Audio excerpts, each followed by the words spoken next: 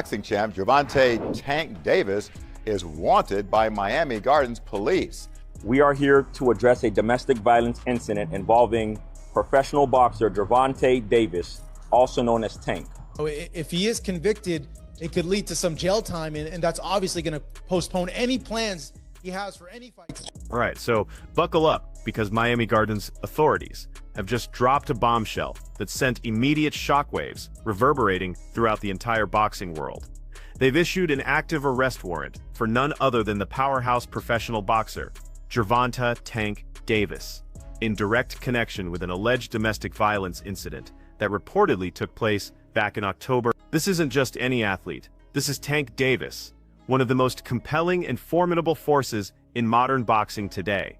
An undefeated champion whose reputation isn't just built on wins, but on a foundation of utterly explosive, fight-ending knockout power. This incredible prowess has, quite frankly, forged a magnetic and highly marketable aura around him, a sense of inevitable violence that has led top promoters to champion him as the sport's undeniable next major pay-per-view superstar. And it's not just his in-ring skills. His athletic notoriety is further amplified by an incredibly visible, often lavish lifestyle outside the ring.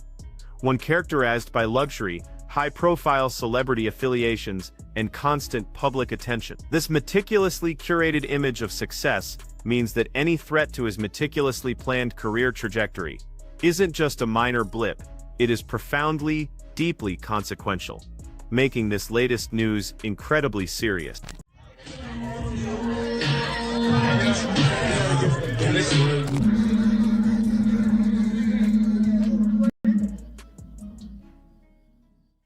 Now, let's talk about the absolute gravity of this arrest warrant, because it's rooted in some very specific and quite severe allegations, all meticulously laid out and documented within the official police report. According to the detailed complaint, Gervonta Davis allegedly confronted a woman at her specific place of employment, which is described as a gentleman's club, and it was there that a physical assault reportedly ensued. But here's what truly bolsters the investigative weight of this claim and makes it so much harder to dispute. Authorities have confirmed the concrete existence of surveillance video evidence. Investigators are stating unequivocally that this footage doesn't just exist, it actively corroborates key elements of the victim's account, providing a tangible, visual anchor to the allegation. This transforms it from merely a reported incident into a thoroughly documented event, now firmly entrenched under formal and intense legal scrutiny. And guys, this happened back in October, according to Miami Gardens Police Department. The ex-girlfriend told officers that Gervonta showed up to her job, which is a gentleman's club in town, and he put his hands on her. And police say that they have surveillance video that corroborates. But here's the crucial context you need to understand. This is far from the first time Gervonta Davis has found himself entangled in serious legal trouble. In fact, over previous years, Davis has been arrested and formally charged in a distressing series of separate cases. His history, as documented in court records, includes arrests and formal charges that span a wide and troubling spectrum of offenses. We're talking notably about domestic-related incidents, serious traffic violations that raise significant safety concerns, and even breaches of court-ordered probation, which shows a disregard for legal mandates. These are among the most prominent of these cases. One that gained significant public attention was a widely reported hit-and-run incident, which, according to official court records, ultimately culminated in a sentence of house arrest and probation. And critically, that legal outcome, while punitive in nature, nonetheless allowed his professional boxing career to astonishingly continue uninterrupted. This isn't just a random occurrence. This established pattern is absolutely critical context, framing the currently serious allegation not as some shocking anomaly that came out of nowhere, but rather as an unfortunately recurring narrative that the judicial system has had to engage with time and time again. News. This in from Baltimore boxer Gervonta Davis will not go to jail for a hit-and-run crash. That crash happened in 2020 and injured 4 people. Today, Davis was sentenced to 90 days on house arrest and 3 years of probation. Davis had pled guilty in the case in February. He is also facing domestic violence charges in Florida. Davis, one of the best boxers in the world. He has a 29-0 record with 27 wins coming by knockout.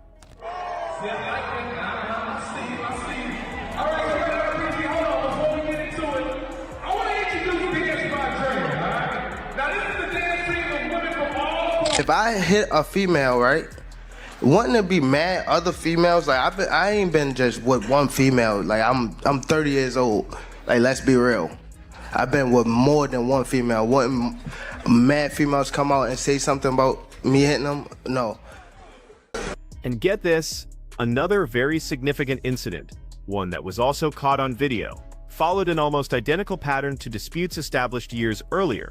This was a prior domestic dispute, a case that, again, was visually captured on video and perhaps predictably ultimately resulted in formal legal consequences. This specific past incident truly reinforced that recurring narrative we've been discussing, showing a string of controversies that, instead of fading away, continued to surface and grow right alongside his soaring fame and ever-expanding boxing career. It's almost as if the more successful he became, the more these issues seemed to manifest. Gervonta. She's trying to take my car, and I don't want her to take my car. She's trying to leave? Yeah, she's trying to leave. But I got a driver to be able to take her wherever she want to go. That works. All right. What else is in the house? Not for sure. Who you live with? Oh, my daughter and my other daughter. Now, when police questioned Davis about this specific altercation, he, of course, presented his own side of the story, offering a counter-narrative to the allegations. According to his statement, the entire dispute originated when the woman allegedly made an attempt to take his vehicle without obtaining his permission first. He explicitly stated that, from his perspective, she had taken his car keys from a counter, was actively in the process of leaving with the car, and it was this precise action that he cited as the direct cause and catalyst for the subsequent confrontation that took place. He positioned it as a response to her actions regarding his property. My man, that's my job. What's your side of this? She's trying to take my car. This is my truck. All my keys is placed on the counter in there. She took my car key and she trying to leave with my car. Where does she live? Where does she live?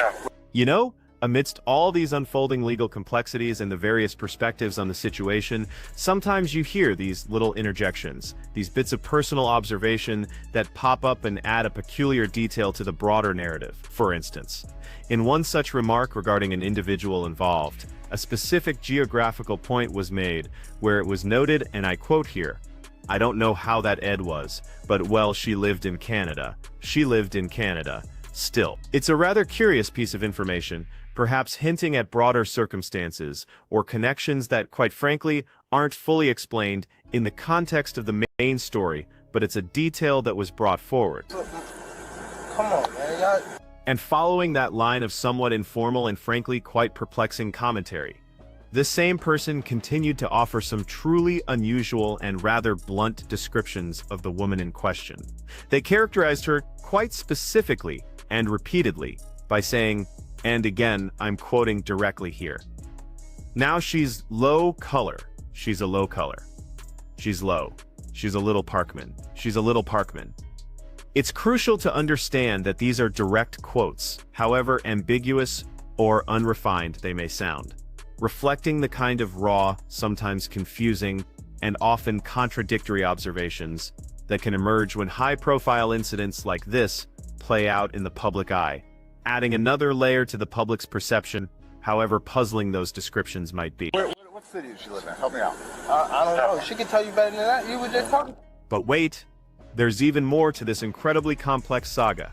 Amidst this already well-established pattern of legal troubles, a completely new and deeply serious allegation suddenly surfaced publicly, and the timing couldn't have been more impactful. It dropped just before a major, highly anticipated fight on Davis's schedule. Specifically, just before what was set to be a high-profile boxing event.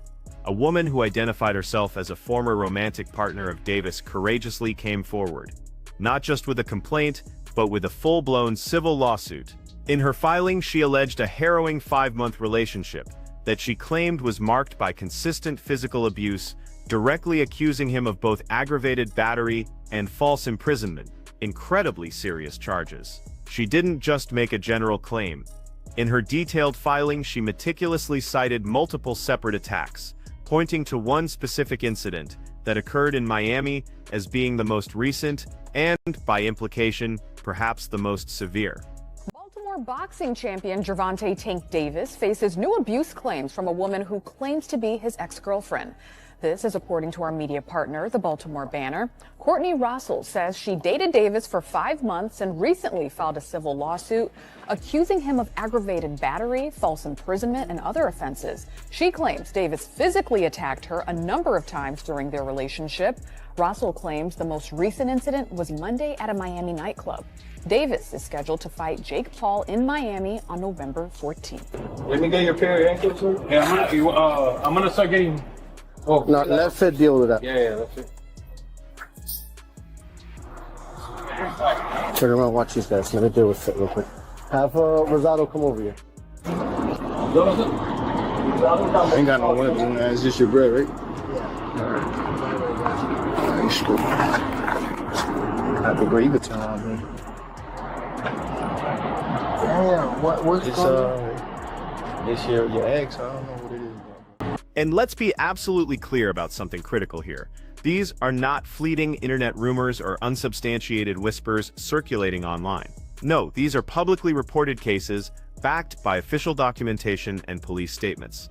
And while it's true that some of these past issues may have eventually been resolved in court, they undoubtedly contributed to what has become a very concerning and growing pattern of behavior. Each time a legal storm erupted, Davis eventually returned to the ring.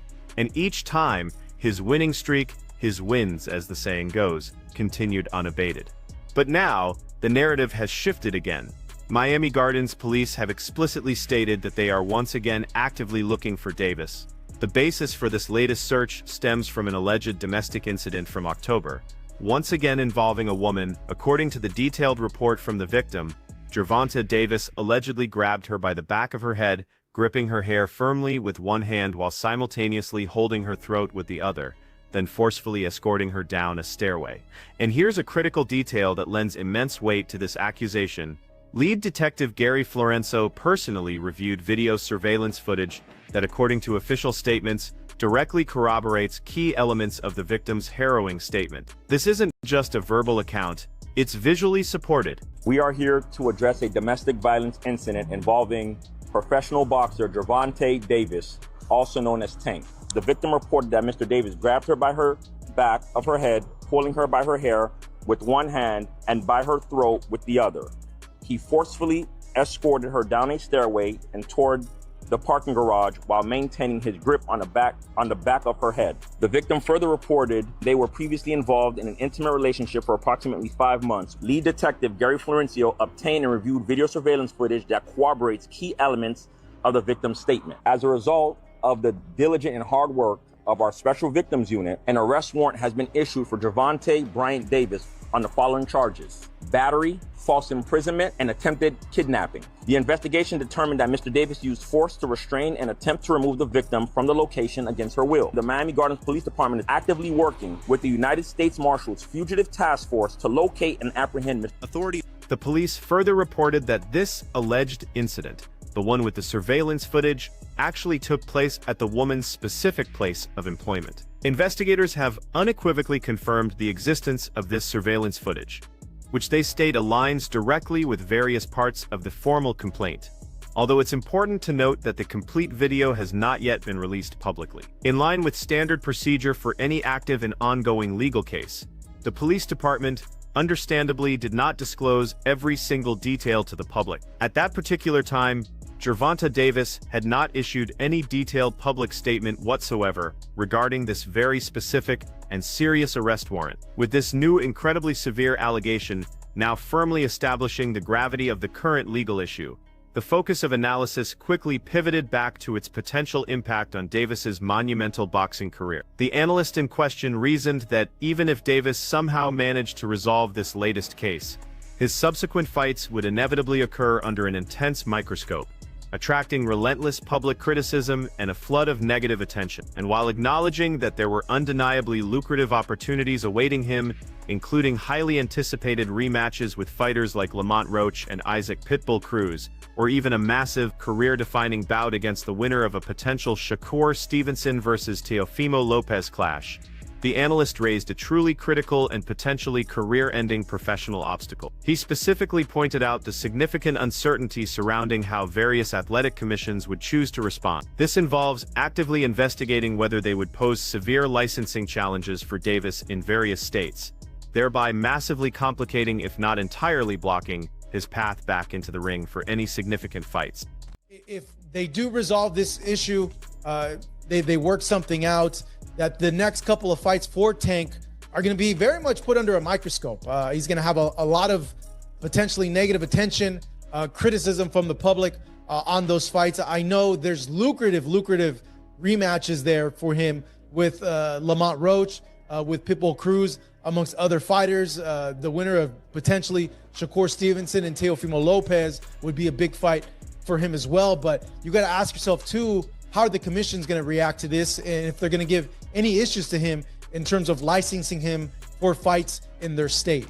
Now, while the broader boxing industry largely maintained a noticeable and somewhat deafening silence regarding these increasingly serious allegations against Gervonta Davis, the news did manage to elicit a very direct and pointed reaction from one of his high-profile and vocal rivals. Fellow star boxer Ryan Garcia wasted no time in publicly addressing the active warrant, choosing to do so during an online conversation. Garcia, in his characteristic blunt style, stated unequivocally that he personally believed the incident was indeed captured on surveillance video, and he absolutely did not mince words in expressing his profound disapproval of the alleged actions attributed to Davis. It was a stark and uncompromising statement from a peer.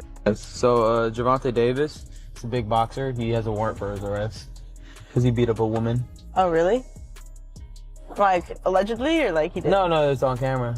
Oh, it's on camera? Yeah. Wait, what you mean? Like, at a hotel or something? I guess it was at a strip club. She's a stripper, and then he pulled her out of it and shit.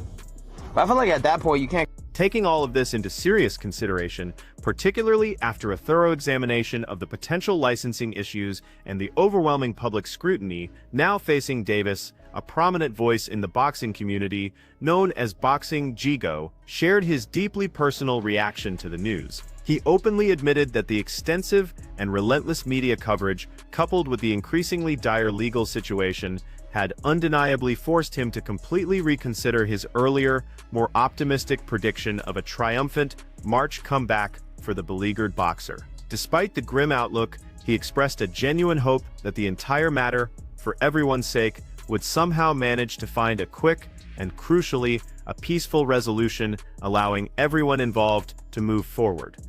Tank definitely got a whole lot going on. I thought he was coming back maybe in March, but I don't know. TMZ's reporting this, everybody's reporting it. I hope this situation can be resolved in the quickest and most peaceful way.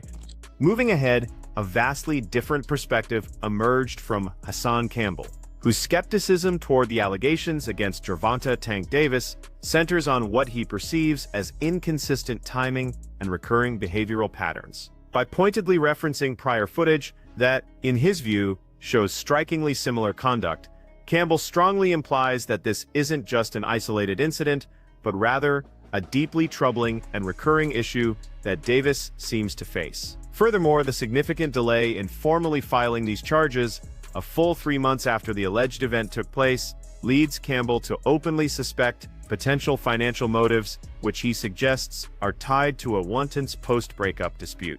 His broader, more sweeping critique delves into what he highlights as systemic narratives where high-profile black athletes are, in his opinion, disproportionately targeted through their personal relationships, often with the damaging consequence of severe reputational harm. This critique, he argues, reflects much deeper, pervasive societal biases that unfortunately revolve around complex issues of race, fame, and accountability in the public sphere. You got a problem with your hands, my nigga. You about to throw everything away because you got a problem with your hands. and I have to say allegedly, but at the same time, it's bad and it doesn't look good for you, Tank, because you got a habit where we actually see footage of you doing the same exact things when you grab that female and at that sports arena. You grab that female by the back of her neck and you dragged her out the same way this female was describing. And see, the sad part about it is, we can all tell that this is about to become a money grab, because if this is a situation that happened 3 months ago, why are you filing charges now? Because it's over with? The relationship is in the garbage, and whoever's advising him is telling him to let you go because everything is getting ready to go in the garbage. It frustrates me and it irritates me that every successful black man, especially the athletes, their downfall is a woman. And then we have Jake Paul, who, perhaps surprisingly, was once actually set to face Davis in what would have been a major exhibition event. Paul has now publicly and savagely torn into Davis, directly blaming his alleged conduct for the complete collapse of their highly anticipated fight. He didn't just stop there. He went on to vehemently question how someone with such a repeated and undeniable history of legal issues could possibly remain such a central and major figure in the sport of boxing. Jake Paul minced no words, famously declaring, "Gervonta Davis is an actual walking human piece of garbage. Working with him is an absolute nightmare." He then went on to list a litany of complaints: the unprofessionalism, the bizarre requests, the showing up hours late to shoots, to the numerous arrests and related accusations and lawsuits. Paul's condemnation escalated, stating, "If you support this man, you support the most vile sin a man can commit." He passionately explained his decision, saying, "I didn't want to give this woman abuser a platform to grow his fans and to grow his bank account. My company champions women." He then offered heartfelt apologies to everyone impacted. "I'm so sorry to everyone involved. Mostly to the undercard fighters, to my team at MVP, and to my team who worked so hard prepping for this fight, sacrificing time with loved ones and kids, just for this fool to lose his unintelligent mind again." He concluded with a chilling observation: "It's scary that devilish men like this can rise to the top of culture and sports, including in positions of power. Yet, in a stark and almost jarring contrast to Paul's scathing words, that complexity of Davis's situation becomes even more profoundly apparent when you listen to Davis himself speak about his own very real internal struggle. In a rare and incredibly candid moment of personal reflection, he openly admitted that the profound experience of becoming a father fundamentally changed how he viewed himself, genuinely pushing him toward a path of humility and significant emotional growth, even to the point where he considered a life completely beyond the boxing ring. And yet, in the same breath, Davis also acknowledged a deep-seated fear, a fear that actively seeking therapy or finding inner peace might in fact dull that aggressive, ferocious edge that he believes is absolutely essential for his success and dominance in the ring. This ultimately describes a deeply personal and poignant conflict, caught between the immense responsibility of fatherhood and the violent, often ruthless mentality demanded by his brutal profession, a conflict that now perfectly mirrors the stark contradictions and turbulent uncertainties that surround his complex public image. That's why I don't want to box no more. I want to do therapy, right? But I feel as though if I do therapy, it will lose the fire that I have inside me. I want everything out of me where so I don't never think about fighting again. I don't think about even getting angry, you know what I mean? Because I have 2 girls, 2 daughters. I'm wanting to be much softer, you know what I mean? Be more humble and things like that.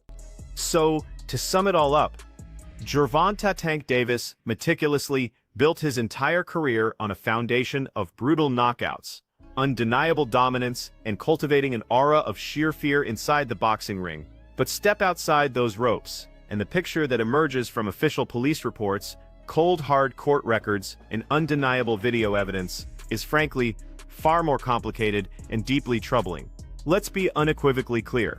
These are not vague internet rumors or unsubstantiated whispers. No, these are concrete, publicly reported cases, both from his past and very much in the present, now critically tied to an active and ongoing investigation being conducted by Miami Gardens authorities.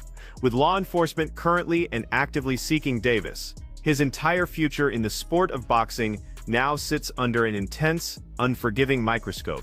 The sport itself must once again confront a very familiar and often uncomfortable question. How long can sheer talent and athletic prowess continue to protect someone from genuine accountability for their actions outside the ring? Because one thing is certain, power wielded without consequences always leaves a trail of profound damage in its wake. If you value these fact-based breakdowns over sensationalized hype, please do us a favor, hit that like button on the video. Make sure to subscribe to the channel for more deep dives and share your thoughts in the comments section below. Trust me, this story is far from over.